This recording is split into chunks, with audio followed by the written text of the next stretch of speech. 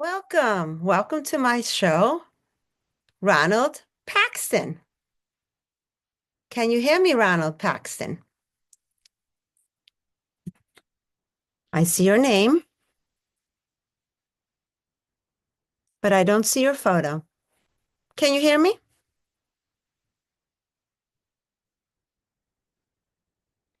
We will wait for Ronald to come on. I'm here. Hello, Ronald, and welcome to our show. Thank you. Thank you for having me. Would you like to put on your video so I can post it up on my YouTube channel as well?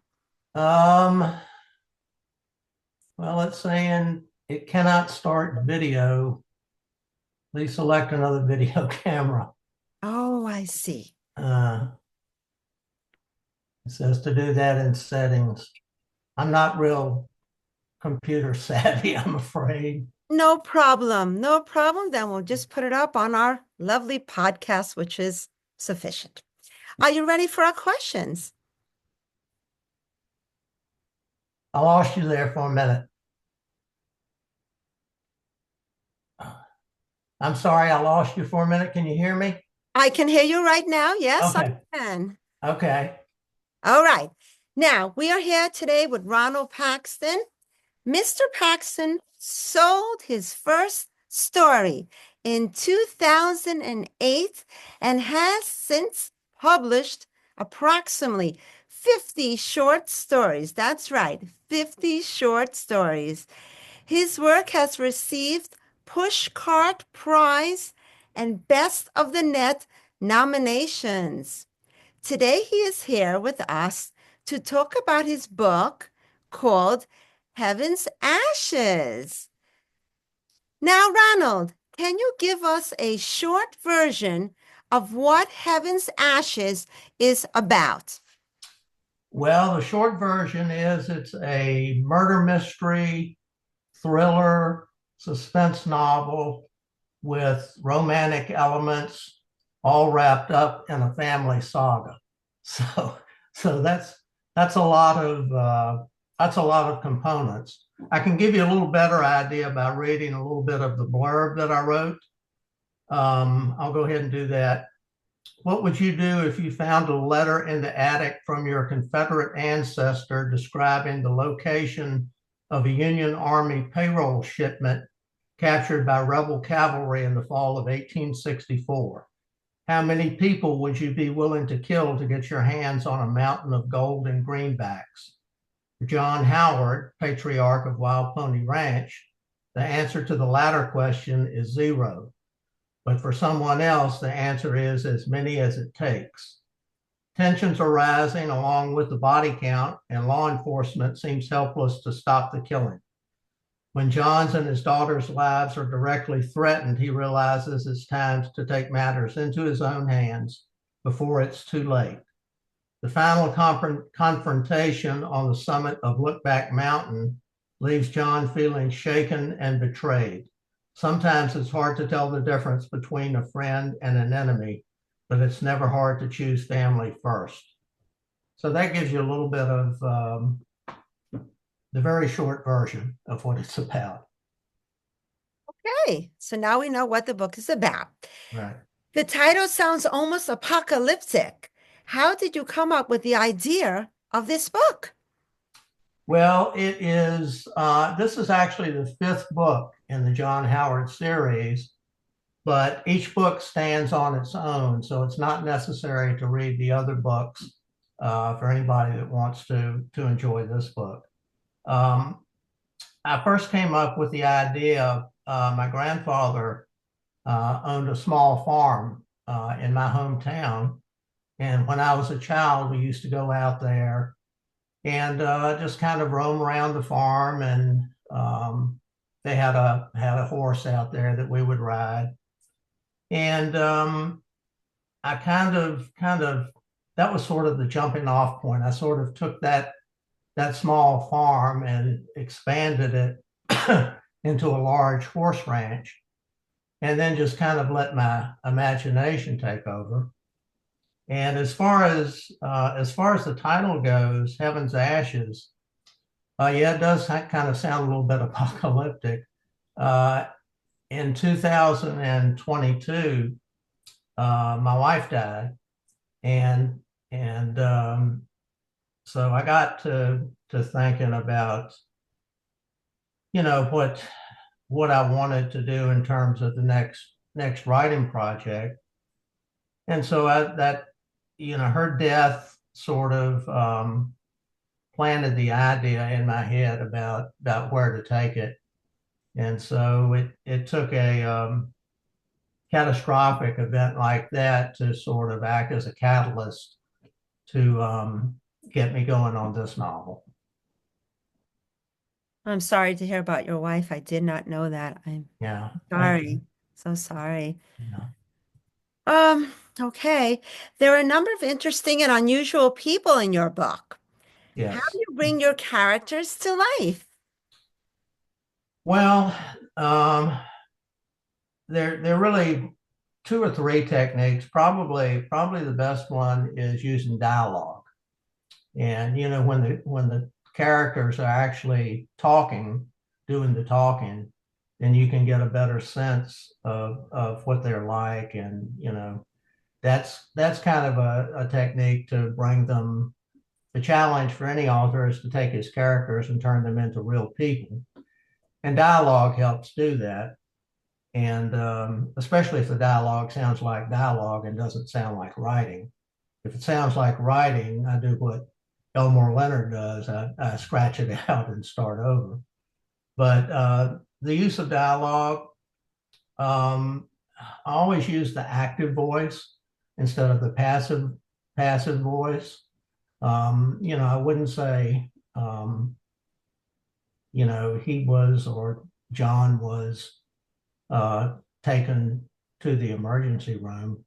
Or if I did, it would be he wasn't just lying there. He was dealing with anxiety, a knot of fear that was sitting in his stomach like an undigested slice of pizza, or he's squirming, or he is even if it's a passive scene where he's just sitting there, he's not just sitting there. He's looking down at the floor. He can feel his heart hammering. He's trying to fight off a panic attack or something to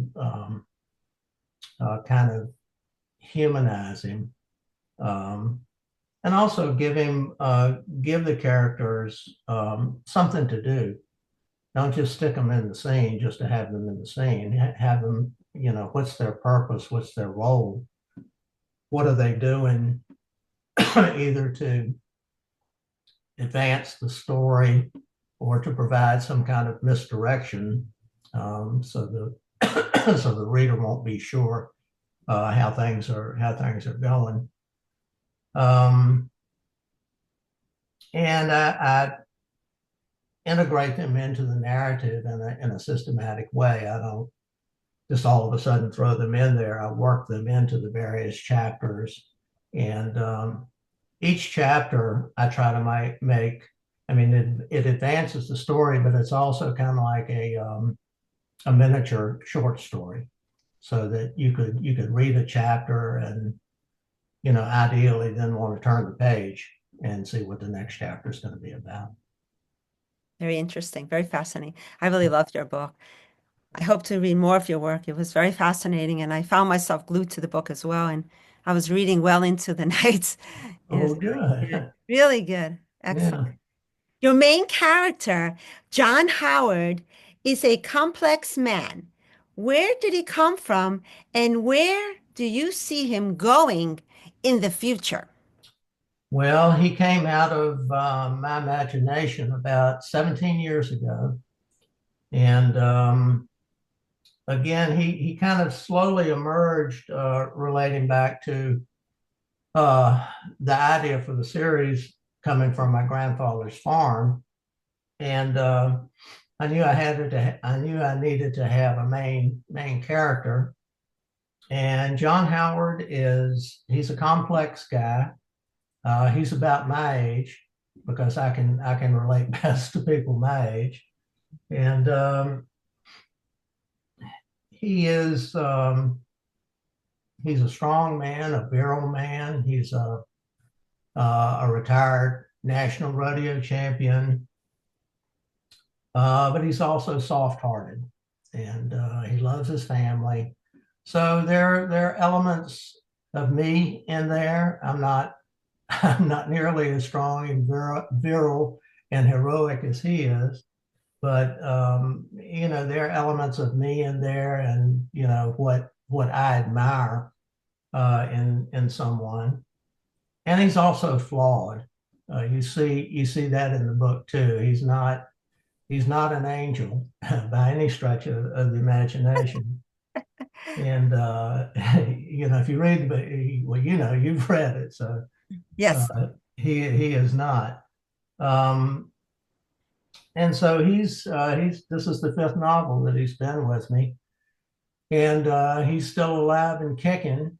And in the future, I see him in the next novel, which I'm currently working on slowly but surely. That one is called The Wednesday House, and he will be in that, and he'll probably be alive and kicking as long as I am. So that's where he's been, that's where he is, and that's where I see him going in the future. Excellent. Excellent. Now, a couple more things. Mhm. Can you, by any chance, read an excerpt of the book? Do you have the book? Sure.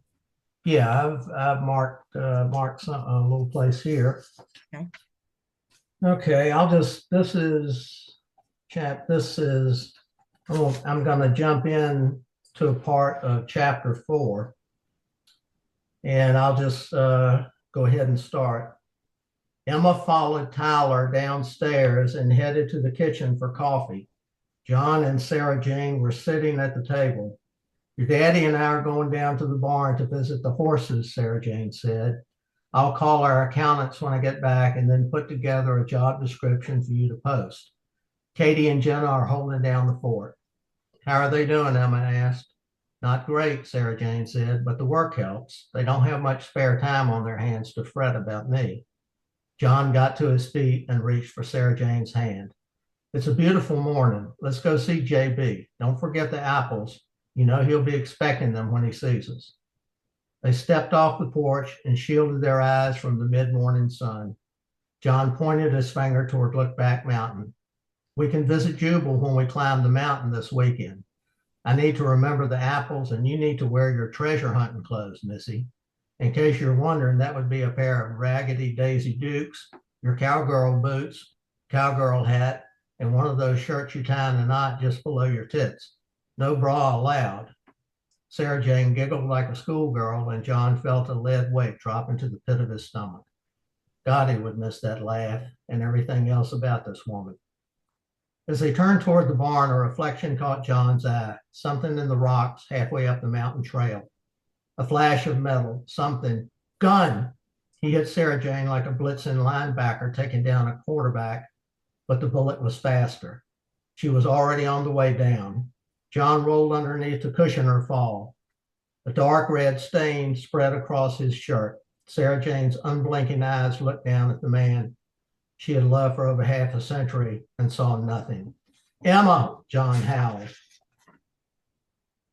Sarah Jane's hand was cold. Gonna be fine, Sarah Jane, gonna be fine. John tore off his shirt and covered his wife's chest. Gonna be fine. You're cold, but you're gonna be fine. We'll get a blanket. Emma burst out of the house carrying her medical bag. She turned and saw Katie and Jenna frozen on the porch like a pair of statues. Call 911. We need an ambulance stat. The two women stared at her. Now, goddammit. Jupiter burst out of the barn mounted on JB, the magnificent stallion sired by his champion father, Jubal. Didn't like anybody except John to ride him, but he was the fastest horse in the Wild Pony stables. Where, cowboy? John didn't take his eyes off Sarah Jane. He gasped like an oxygen-starved sprinter as Emma did a fast examination and dug through her veterinary bag with shaking hands, trying to find something to save her mother's life. The rocks off the trail, halfway up the mountain. Holy shit, that's got to be a mile away, Jupiter said. Dan West came flying up the driveway in a cart and skidded to a stop. Stop. Katie called, said there's a shooter on the grounds. Jupiter briefed him. The news shook West. Well, nobody makes that shot except a sniper, probably either a SEAL or Delta. West got on the radio and ordered all security teams to report to their assigned locations to seal the perimeter with weapons drawn. Wild Pony Ranch was on lockdown until further notice. Nobody enters the property except the ambulance or other medical response team unless personally cleared by the director of security. The security director, former elementary school teacher, and former combat Marine looked at Jupiter, you and me. Jupiter spurred JB, and the horse took off at a full gallop. West wheeled in behind him. A siren screamed in the distance. That's part of chapter 4. Wow, that was good. Wow. Thank you. Excellent. Is there an audiobook version as well? Well, there was. It's yeah. I don't know if it's still up, but it was on Google initially at least. So they could Google Heaven's Ashes. If it's still there, it's on Audible. Have you done the audiobook version? Are you the reader? Oh no, it's AI. Wow, because you Yeah. would be a So good reader for it. That was you really. yeah, I don't know how they do that. If I had, I didn't have any input into that. If I had, I probably would have gotten somebody with a trained voice, but maybe a Southern accent like mine to kind of capture the location. But now I've listened to samples of it. It's very good. There are no ums and ahs and stammering or anything. So if it's still out there, it's very good. No, that was excellent because you put a lot of drama into it. It was really good. Well, thank you. You Thank you. sucked me in again. I hope Well, it's I kind of when I write, it's kind of emotional, that's good. and when I read it, I can kind of feel the emotion too. And this Yeah. one has kind of a personal connection too. So Now, what made you decide to be a writer? And I didn't read the first book in this series. So how did that start off? well, I've always had a aptitude for writing and reading. Um, I've always been interested in that and good in that. Not so much in math, but I think you gravitate towards things that you have some aptitude for, and when you have aptitude, it's easy to develop the interest. And I retired from financial services um, and sold my first short story in 2008. And that actually was that was the introduction of John Howard. But I had always thought about it and, thought that once I retired and had the time and the physical energy and uh, the mental energy to give to it, that I would give it a try. And so that's where the journey began. And that's where I am right now. Do you have any writers in your family? My daughter does some writing. Oh, She's a creative. She's an artist, a very good illustrator and artist. oh, My niece is another creative. She's a writer and also played a musical instrument. My nephew is a singer, so we have creativity in the family. I'm not. My mother and father weren't really, so um, it kind of runs through my generation of the family. very And interesting, very fascinating. Now, I'm just out of curiosity, how long did it take you to write the book we were discussing, or even the series? Like, how long does it take you to write a book in particular? it takes it takes me about 6 months if things are going okay. I know there's some people that um, can write like their hair's on fire and do 5,000 words a day. For me, it's 1,000 words a day. and that's a pretty good day. And the goal is 80 to 90,000 words. And then, of course, you have editing um, and all of that, and then you have to get it accepted by the publisher. So Sure. It's a long, yeah, lengthy. it's not a quick process. Yes, yes, Short yes. stories are a lot quicker. Oh, short stories, absolutely. Yeah. Where's your favorite place to write? Right where I'm sitting. This is my writing room. It's actually the third bedroom in my house, and I've got an old-fashioned desktop computer that we're speaking on right now. Oh, And okay. but it works fine for me. It's I close the door, and Mhm. it's a quiet space. And no, I'm not one of these that takes my laptop to Starbucks and does anything there. No, I need to kind of lock myself away and concentrate. Oh, I feel you. I myself, when I do my reviewing for your book or any other person's book, I sit at my desk or I'll go to the public library. But lately, I've been Hmm. just sitting at my desk quietly, dedicating time to it, you know? Yeah, yeah. Yes, absolutely. Now, where can we find your book and your books, all your Well, books? it's on multiple platforms. I'll give you a couple of web addresses. It's on Amazon. It's on Smashwords, Kobo, BarnesandNoble.com. Um, if you want to see all of my work, now the first two books in the series are out of print, but Tears at Sunrise and Stone Ponies are the other two, and they're still in print. They're still available. Now, Um, why are they out of print? How can one read them? it's just well, it's just the publisher. My contract expired with them, and so they're currently unavailable.